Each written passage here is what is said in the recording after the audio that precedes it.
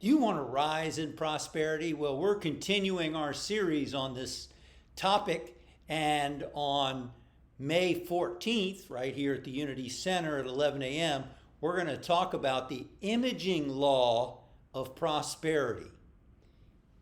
What do you see in your mind's eye? We're going to talk about the power of imagery, the power of visualization, the power of images that we form in our mind, and how they can help us to align ourselves with the creative law of prosperity. This is part 2 in the 3 parts dealing with using the creative law of prosperity.